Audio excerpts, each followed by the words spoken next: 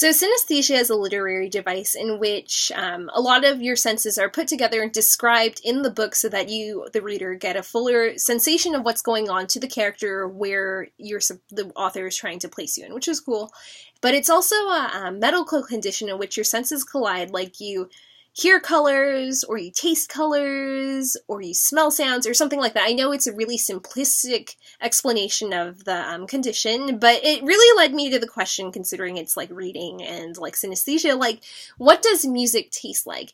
I only ask this because sometimes when you talk about pop music, some people describe it as sweet, sugary, infectious, and then if you really sort of don't like it, but you're trying to give a neutral response, it's palatable and it's okay, you can do it, you know? And then some, like, rap music is described as gritty and edgy and all these things, so really what I'm asking is, what does it mean to you? Obviously, this kind of depends on what kind of music you like, so I'll start with pop music because I really like pop music, and for me, most pop music is like potato chips. Like, I really like eating potato chips, and I love the Ruffles sour cream and cheddar, and I think it's really salty and really great, and I can eat them bags at a time until I'm like done, and I'm salty because I keep hearing the songs played over and over again on the radio. And then for something I don't like heavy metal, that to me sounds like gravel, and it would to me taste like really bland granola, like Honey and Oats Nature Valley bars that come in the green package. Like, I think those are gross, and I feel like that's what heavy metal would taste like to me. But there's some music that, like, no matter what, like, it's, like, very specific, like Johnny Cash, or some of the Beatles songs, or Nick Jonas's current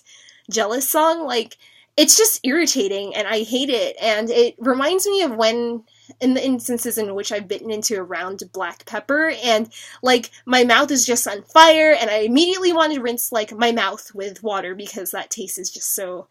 it's irritating, and I feel angry, and that's how it makes me feel, so I immediately have to rinse it out with, like, good music in my ear. But then there are some songs that I like a lot, like, I love Taylor Swift, so I will listen to over and over again, and that's something I would listen to if I wanted to, like, cleanse my ears of the round black pepper, and that to me is like drinking water, or is like drinking something really refreshing, because no matter how many times I drink it, I still really, really like it. And then it comes to another genre that I listened to last, and it's classical music and opera, and that to me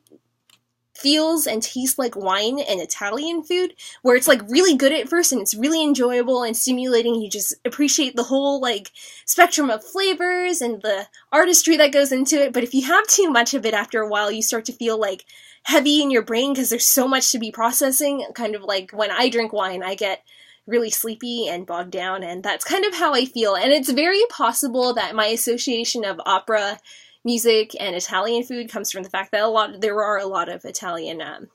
opera writers, and it makes you really wonder, how does a culture decide like what kind of music it likes or what's popular or things like that. Like in America, country music's really popular, but in like a lot of Europe, and it's only new now, or new-ish in the States now, is EDM or electric dance music. So you really have to think like, what is it that obviously influences like a culture or society's taste, and then what influences our own personal taste. And I was just really asking about what you think certain music would taste like. So have at it and think about it and all that fun jazz.